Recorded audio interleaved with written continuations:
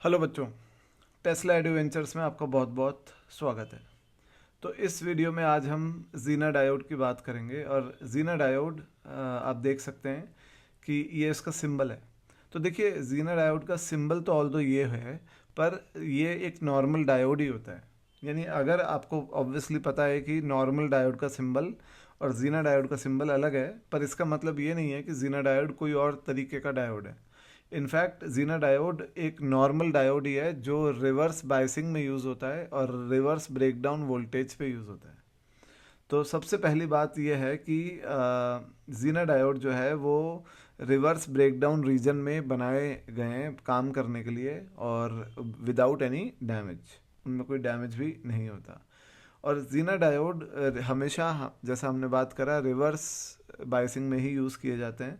और Zener diode जो है उनके रिवर्स ब्रेकडाउन वोल्टेज को आप 2 वोल्ट से 200 वोल्ट के बीच में वेरी कर सकते हो। मतलब एक डायोड के रिवर्स ब्रेकडाउन वोल्टेज को आप चेंज नहीं कर सकते, पर आप अलग अलग डायोड के रिवर्स ब्रेकडाउन वोल्टेज डिसाइड कर सकते हो कि कितना होगा।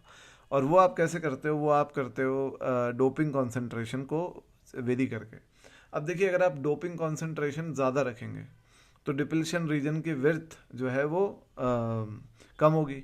और यहाँ डोपिंग कॉन्सेंट्रेशन से आप समझ ही गए होंगे, मेरा मतलब ये है कि पी टाइप में जो हम एक्सेप्टर टाइप के आयंस की डोपिंग करते हैं वो, और एन टाइप में जो हम डोनर टाइप के आयंस की डोपिंग करते हैं वो।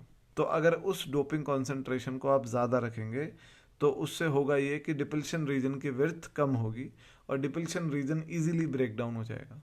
तो breakdown voltage, reverse breakdown voltage कम होगा। तो हम ये कह सकते हैं कि जो डोपिंग कॉन्सेंट्रेशन होगा डायोड का, वो उसके रिवर्स ब्रेकडाउन वोल्टेज के इन्वर्सली प्रोपोर्शनल होगा। यानी अगर आप डोपिंग कॉन्सेंट्रेशन लेवल कम रखेंगे तो डिप्लीशन रीजन की विड्थ ज़्यादा होगी और रिवर्स ब्रेकडाउन वोल्टेज भी ज़्यादा होगा। ठीक है, तो ये बड़ी इंपॉर्टेंट एक बात है। और यहाँ पे एक इफेक्ट होता है जिसको बोलते हैं जीनर इफेक्ट। उसमें क्या होता है कि जैसे ही आप रिवर्स वोल्टेज लगाते हैं डायोड पर और रिवर्स इलेक्ट्रिक फील्ड लगाते हैं, जैसे ये रिवर्स बायसिंग वोल्टेज जो है वो 3 × 10⁻⁷ वोल्ट के ऊपर चले जाता है। अब इनफैक्ट अगर मैं बात करूँ इलेक्ट्रिक फील्ड की, तो वोल्ट पर मीटर हम यहाँ यूनिट लगा देंगे।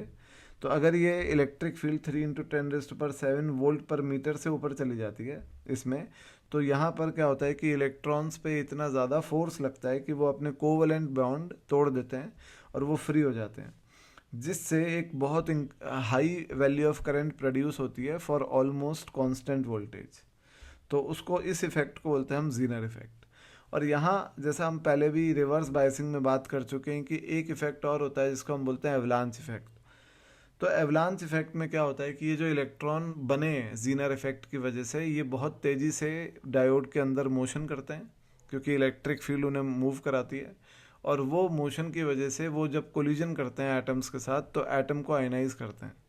अब जब एटम आयनाइज हो जाते हैं तो और इलेक्ट्रॉन बनते हैं, फिर वो और तेज़ मोशन करते हैं और फिर और नंबर ऑफ एटम्स को आयनाइज करते हैं, फिर और इलेक्ट्रॉन बनते हैं और ये एक चेन रिएक्शन बन जाता है।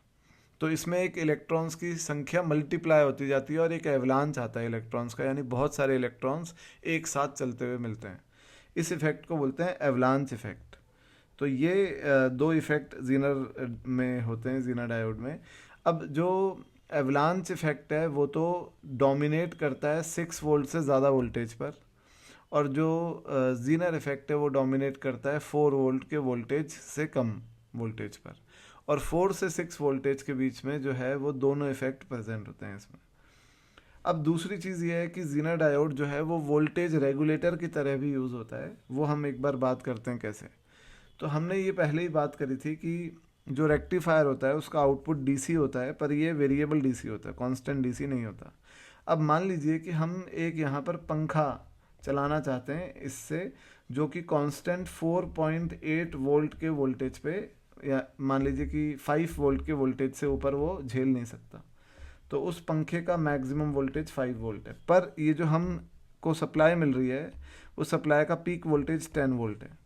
तो अब होगा ये कि अगर हम सीधा पंखा इससे कनेक्ट कर देंगे तो पंखा जैसे ही वोल्टेज 5 वोल्ट के ऊपर जाएगा तो ख़राब हो जाएगा, मोटर जल जाएगी। तो इसके लिए हमने उसको जीना डायोड से कनेक्ट किया। अब हमने क्या किया कि हमने एक जीना डायोड सेलेक्ट किया जिसका हमने रिवर्स ब्रेकडाउन वोल्टेज 4.8 सेलेक्ट किया, यानी हमने वो वाला जीना डायोड सेलेक्ट किया जिसका रिवर्स ब्रेकडाउन वोल्टेज 4.8 वोल्ट था, और ये जीना डायोड पे लिखा होता है हमेशा, ये रेटिंग होती है कि इतना इसका रिवर्स ब्रेकडाउन वोल्टेज है। तो आपको ये इंश्योर करना है कि आप जीना डायोड का रिवर्स बायसिंग में लगाएं, और जैसे ही इस पावर सप्लाई का प्लस ऊपर है और माइनस नीचे है, तो आप देख सकते हैं कि मैंने एन को प्लस से जोड़ा है और पी को माइनस से जोड़ा है, तो ये रिवर्स बायसिंग में मैंने कनेक्ट किया है। अब होगा क्या कि जैसे ही ये वोल्टेज 4.8 के लेवल से ऊपर जाएगा, और जब तक ये 4.8 के लेवल से नीचे है, यानी जब तक V जो है वो 0 और 4.8 के बीच में है, तब तक तो जीना डायोड जो है वो रिवर्स बायसिंग में रहेगी, पर ब्रेक डाउन नहीं होगा। और रिवर्स बायसिंग में आपको पता है कि डायोड बहुत हाई रेजिस्टेंस ऑफर करता है, तो जीना डायोड बहुत हाई रेजिस्टेंस ऑफर करेगा, और जो करंट है इस सर्किट में वो ऑलमोस्ट पूरा लोड रेजिस्टेंस से जाएगा, क्योंकि इसका रेजिस्टेंस बहुत हाई है। तो लोड रेजिस्टेंस से जब वो करंट जाएगा तो वोल्टेज बनाएगा, और उस वोल्टेज से फैन चलेगा।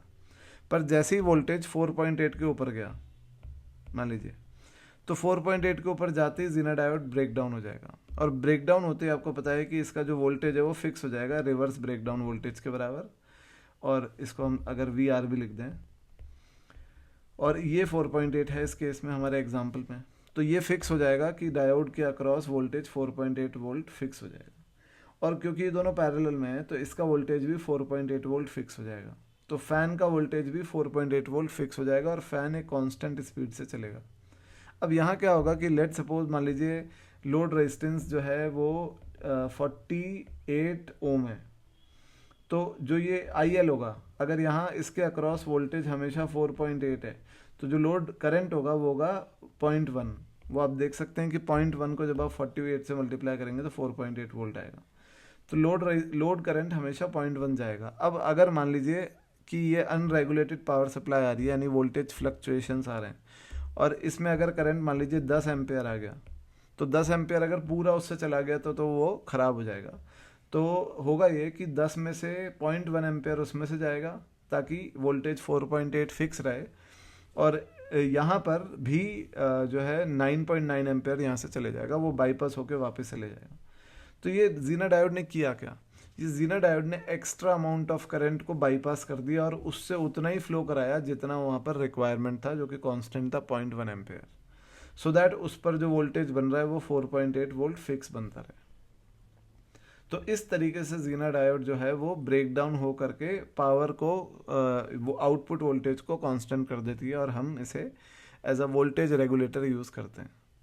अब अगर हम जीना डायोड के बात करें VI कैरेक्टरिस्टिक्स की, तो आप ये देखिए कि VI कैरेक्टरिस्टिक्स जो इसकी होगी वो ऑब्वियसली इस तरीके से होगी कि हमको पता है कि एक नॉर्मल PN जंक्शन डायोड ही होता है जो रिवर्स ब्रेकडाउन रीजन में काम करता है। तो बस आपको इसकी रिवर्स कैरेक्टरिस्टिक्स में, VI कैरेक्टरिस्टिक्स में रिवर्स ब्रेकडाउन वोल्टेज को मेंशन करना है, और हमको लिखना है कि जो जीनर ऑपरेशन हो रहा है वो इस लेवल से नीचे हो रहा है, यानी यहाँ इस लेवल पे जो करंट है वो जीनर करंट कहलाएगा, और इससे ऊपर जो करंट है ये रिवर्स सैचुरेशन करंट होगा।